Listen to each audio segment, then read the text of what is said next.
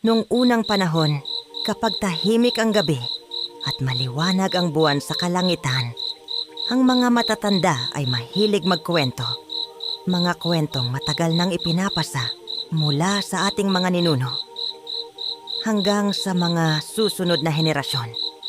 Mga kwento tungkol sa mga nilalang na sinasabing gumagala sa dilim ng gabi. Sinasabi nila ang mga kwentong ito upang ipanakot sa mga bata, upang hindi sila magpagala sa labas. Lalo na kapag sumasapit ang gabi.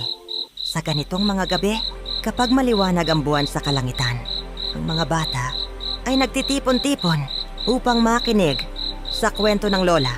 Tahimik silang naghihintay, nakaupo sa paligid ng apoy, habang ang mahinang liwanag nito ay marahang sumasayaw sa kanilang mga mukha. Dito sa Pilipinas, ang mahal na araw ay hindi lamang panahon ng penitensya at panalangin. Ito ay panahon kung kailan bumubukas ang pinto sa pagitan ng nakikita at ng hindi nakikita. Sa ilalim ng nagbabagang araw at sa gitna ng usok ng kamangyan, may isang lihim na tradisyong nabubuhay lamang kapag patay ang Diyos.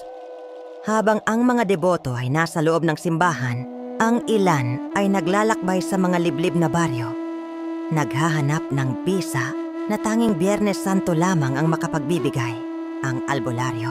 Sa kulturang Pilipino, siya ang nagsisilbing tulay sa pagitan ng lupa at ng kabilang buhay. Hindi lamang siya manggagamot, siya ang tagapangalaga ng mga sinaunang kaalaman. Tuwing mahal na araw, ang kanilang kapangyarihan ay nasa rurok. Ang mga orasyon, mga luma at misteryosong bulong sa Latin at Tagalog ay muling kinakabisa at pinapatibay. Sinasabing ang bawat bulong ay may kapangyarihang magpagaling ng karamdaman o magpaamo sa mga espiritu ng kalikasan. Ngunit ano nga ba ang lihim na anting-anting na hanap ng marami? Ang agimat, hindi ito simpleng tanso o dekorasyon para sa mga Pilipino. Ito ay itinuturing na mutya, isang espiritual na baluti laban sa bala, patalim, at masamang espiritu.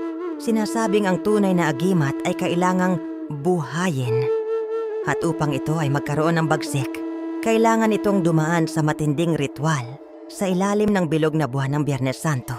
Magsisimula ang ritual ng pagbuhay sa pinakamadilim na oras sa isang sementeryo o kuweba. Dito inihahanda ang mahiwagang langis ng Biyernes Santo, niluto sa 7 uri ng ugat at sangkap na kinuha mula sa mga sagradong lugar. Kasabay nito ang walang humpay na orasyon at pagtawag sa mga ninunong espiritu. Ang bawat patak ng mainit na langis ay nagbibigay ng buhay sa metal hanggang sa ang agimat ay maging bahagi na ng kaluluwa ng may-ari. Ang rurok ng kapangyarihan ay matatagpuan sa mga sagradong bundok ng Pilipinas tulad ng Banahaw. Dito nagtitipon ang mga kapatiran upang subukan ang tapang ng bawat gamit. Sa loob ng mga kuweba ng hiwaga, ang bawat patak ng tubig at bulong ng hangin ay nagiging totoo. Sinasabing kung ang agimat ay may basbas, ang bala ay magiging tubig at ang panganib ay lalayo sa sino mang may taglay nito. Ito ba ay tunay na pananampalataya o isa lamang sinaunang pamahiin na nagmula pa sa ating mga ninuno? Para sa iba, ito ay tulong sa espiritual na buhay. Para sa iba, ito ay bahagi na ng ating makulay na kasaysayan. Tuwing mahal na araw sa Pilipinas, ang hiwaga ay muling nagigising. At ang mga orasyon ay pansamantalang tatahimik hanggang sa susunod na muling mag-agaw ang dilim at liwanag. At diyan nagtatapos ang ating kwento ngayong gabi. Kung nagustuhan ninyo ang alamat na ito, huwag kalimutang suportahan ang ating munting kwentuhan. Mag-like, mag-subscribe, at i-click ang notification bell para sa susunod pa nating mga kwento ng kababalaghan.